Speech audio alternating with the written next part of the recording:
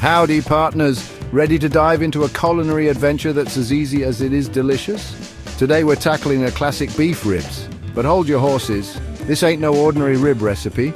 We're taking it slow and low with our trusty slow cooker, letting those ribs transform into fall off the bone, melt in your mouth perfection.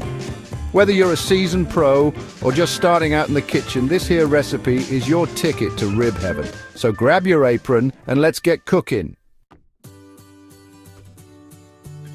Now, you might be wondering, why the slow cooker? Well, let me tell you, it's the secret weapon for transforming tough cuts of meat, like these here beef ribs, into something truly spectacular.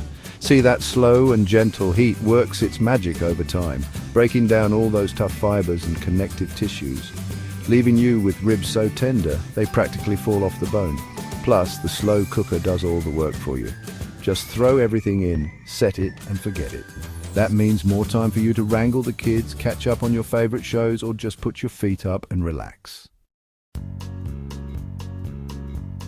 Before we get cooking, let's gather our ingredients. Don't you worry, this ain't no fancy pants grocery list.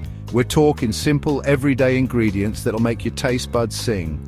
Here's what you'll need. 3 pounds beef back ribs, cut into individual ribs, 1 tablespoon olive oil, 1 teaspoon salt, half a teaspoon black pepper, 1 onion chopped, 2 cloves garlic, minced, 1 cup beef broth, and half a cup barbecue sauce, your favorite kind. Now that we've got our ingredients all lined up, it's time to give those ribs a little TLC. First things first, pat those ribs dry with some paper towels. We want them nice and dry so they brown up real nice when we sear them. Next, sprinkle them generously with salt and pepper, making sure to get both sides. Alright folks, it's time to build ourselves a flavor symphony in the slow cooker. Grab your trusty slow cooker and drizzle that olive oil right in the bottom. Now crank up the heat to medium-high and let that oil get nice and hot. We're looking for that shimmer. You know what I'm saying? Once the oil's hot, carefully place those seasoned ribs in the slow cooker. Searing them for about 2 minutes per side, we want them to develop a nice golden brown crust. Once they're seared to perfection, remove the ribs from the slow cooker and set them aside for a spell. Time to relax, letting your slow cooker work its magic.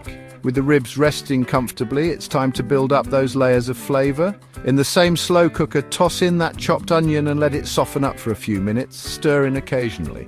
Once the onion's nice and translucent, add in that minced garlic and cook for another minute, just until it's fragrant. Now pour in that beef broth, scraping up any browned bits from the bottom of the slow cooker. Those bits are pure flavor, folks. Nestle those seared ribs back into the slow cooker, making sure they're nice and cozy in that flavorful broth. Checking for doneness, the art of knowing when your ribs are ready. Alright partners, it's time to put a lid on that slow cooker and let it work its magic. Set that slow cooker to low heat and let those ribs cook for 6 to 8 hours, or until they fall off the bone tender. Now, I know waiting that long can be tough, but trust me, it's worth every minute. While those ribs are slow cooking to perfection, you can get a head start on your side dishes. Mashed potatoes, mac and cheese, coleslaw. The possibilities are endless. Serving up your masterpiece. Presentation tips for a show-stopping meal. Once those ribs are tender and ready to go, it's time to serve them up in style. Carefully remove the ribs from the slow cooker and transfer them to a cutting board. Let them rest for a few minutes before you slice them up. This will give the juices a chance to redistribute, making for even more tender and flavorful ribs. While the ribs are resting, strain that flavorful cooking liquid from the slow cooker into a saucepan. Skim off any excess fat and bring the liquid to a boil over medium heat. Let it simmer for a few minutes to reduce and thicken up a bit. This will be your sauce, folks. Beyond the basics, flavor variations to tantalize your taste buds. Now for the grand finale, slice those ribs between the bones and arrange them on a platter. Drizzle them generously with that luscious sauce you just made. And there you have it. A plate of fall off the bone, melt in your mouth beef ribs that'll have your family and friends begging for more.